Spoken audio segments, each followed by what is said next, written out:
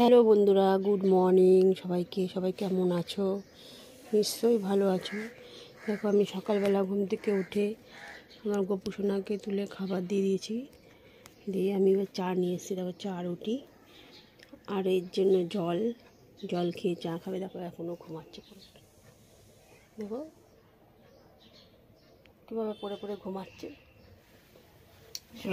বাজে দেখো কি ঘুমায়, কোনো কি নেই, ঘুমিয়েই যায়।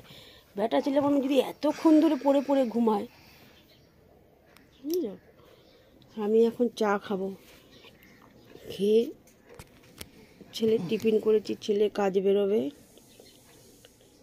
আলুর তরকারি মানে আলুর দম করেছি আর রুটি।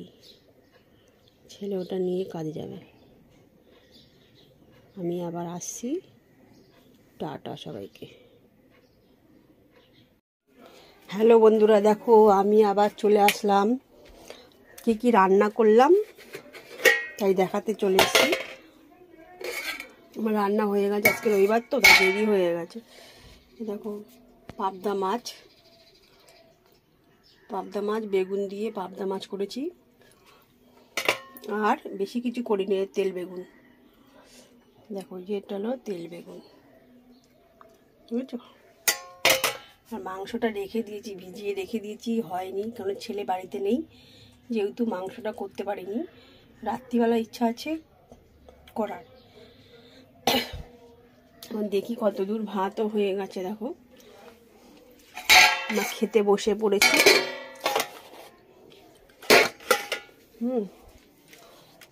আমরা এই সবে খেতে বসলাম। এই দেখো, ও খাচ্ছে। আর এটা কিসের বড়া বলো তো? এটা হলো সজনা ফুলের বড়া।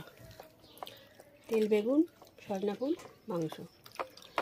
দেখো, আর একটা জিনিস আছে, চাটনি। দেখো, চাটনি করেছি।